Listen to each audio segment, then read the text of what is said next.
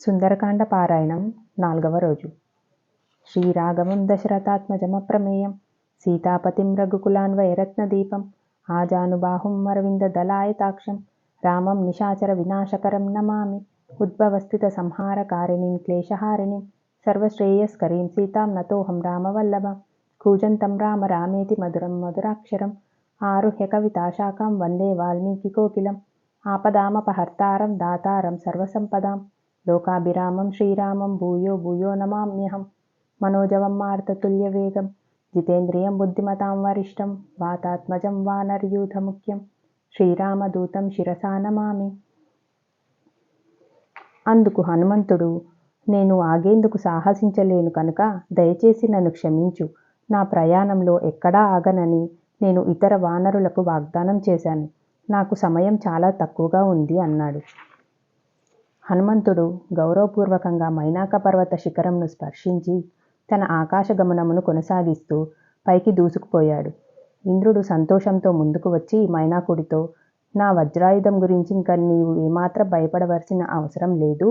నీ రెక్కలు అలాగే ఉంచుకొని యథేచ్ఛగా నీవు విహరించవచ్చు అన్నాడు. ఈలోగా దేవర్షులు, దేవతలు, గంధర్వులు, నాగమాత అయిన సురసను సమీపించి, హనుమంతుడి యథార్థమైన శక్తి ఎంతటిదో మేము లెక్కవేయదలిచామో, అందువల్ల నీవొక పెద్ద రాక్షసి రూపమును ధరించి ఆయనను ఆటంకపరచడానికి ప్రయత్నించు. హనుమంతుడు నిన్ను శీఘ్రమే ఓడించడమో లేక నిస్పృహకు లోను కావడమో చేస్తాడు అని అభ్యర్థించారు. ఒక పర్వతమంత పెద్ద వికృత రూపి అయిన రాక్షసి రూపమును దాల్చి సురస అకస్మాత్తుగా సముద్ర మధ్యంలో నుండి వెలువడి హనుమంతుని మార్గంను ఆటంకపరిచింది. బ్రహ్మదేవుని వరం ప్రకారం నాకు ఎదురైన ఏ ఆహారమైనను నేను భుజించవచ్చు అనేది విధి నిర్ణయమైనది. ఓ వానరోత్తమ, దైవ సంకల్పానుసారం నీవు నా దారిలో తగిలావు. ఇక నీవు నా తెరిచి ఉన్న నోటిలోనికి ప్రవేశించమని ఆహ్వానిస్తున్నాను అన్నదామె.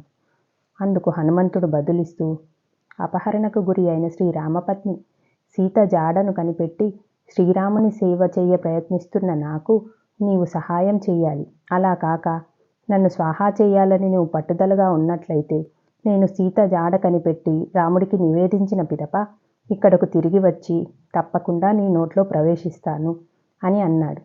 జై శ్రీరామ్.